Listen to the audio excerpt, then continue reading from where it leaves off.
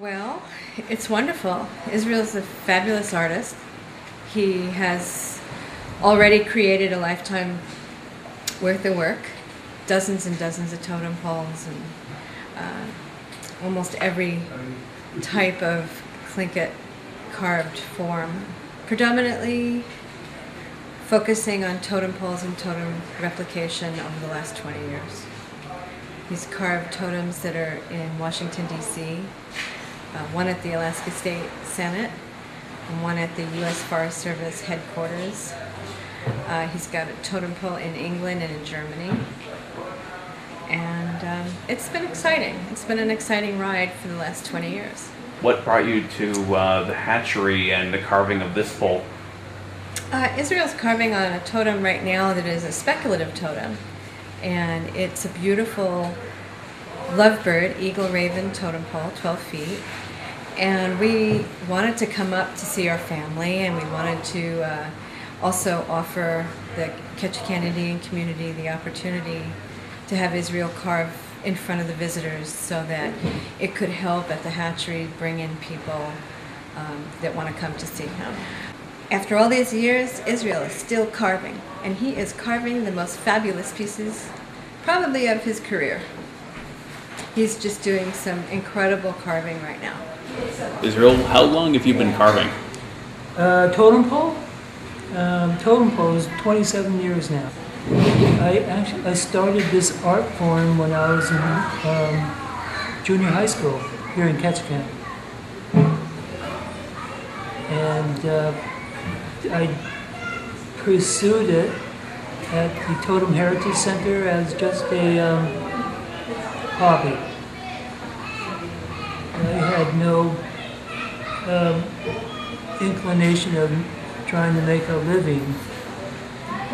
Winters here are pretty quiet and slow, so the Totem Heritage Center is a cultural center and offered workshop after workshop, and I filled up my time during the fall and winter there.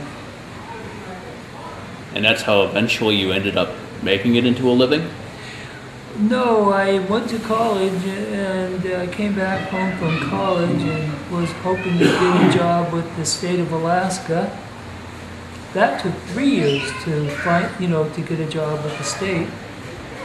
In those 3 years, I apprenticed with a master totem carver out in Saxon, and apprenticed with him for two years. In those 2 years, along with 2 other apprentices, carved 8 totem poles with him. When Israel was in high school, he was really quiet. It is so wonderful to see that he has, since he left high school, claimed his culture, learned the carving, has become a master carver. He picked up the torch from his mother, who used to teach culture at elementary level here. I know she would be very proud, and I'm very proud of him as well. And then I got a job with the state of Alaska, spent 2 years with them, and in the meantime realized this is where I should be. So I left the state. Co-workers thinking I was out of my mind. After 2 years, losing 15, 20 pounds later, thought I should go back to the state myself. Well, fortunately for me, in '89, my tribe, the Tongass tribe, offered me an opportunity to replicate one of their totem poles, which I'm a member of course. It's called the Chief Johnson Totem Pole here in Ketchikan. And a year and 4 months later, we raised the totem pole here in Ketchikan in the rain. It had a huge potlatch and celebration and pole raising. It was really, the highlight of my career, I would have to say, as a totem pole carver. To have a pole celebrated and potlatched, I couldn't have asked for in my entire career, to have a pole potlatch and celebrated that way. It was real special. What does the pole you're carving now represent? Well, this one has two main figures, the eagle and the raven. Raven at the top and eagle in the middle, and a bear figure at the bottom, a bust of a bear.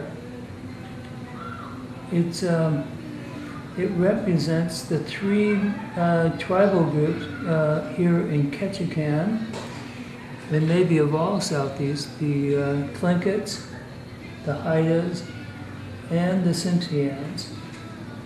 We all share a similar cultural significance, and that's it's matrilineal. So here in Southeast, you're either from the Raven people or the Eagle people. And so this is what this totem pole represents. I teach and share my knowledge with my nephews, and hopefully one day my grandson will, take up the mantle and carve totem. But that's my job, unofficial, title to share and teach native carvers and non-native alike.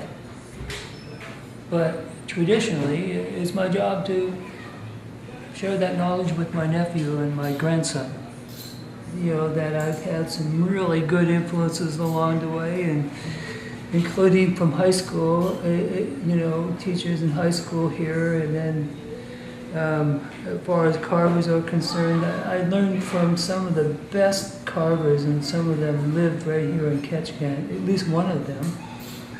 And that's a guy that I've known since I was a young lad here, a guy named Nathan Jackson. He's a gentleman that I apprenticed with out in Saxman.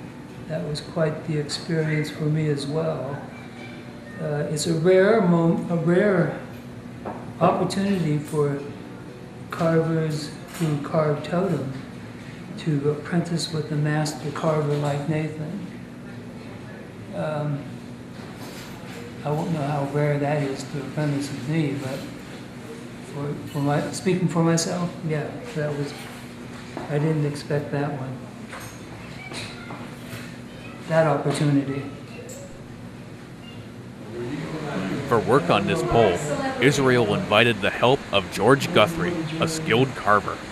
This is done 30 years ago, or 25 years ago actually, when I was working at the pulp mill. Mm-hmm. And I had such a boring job, I started carving.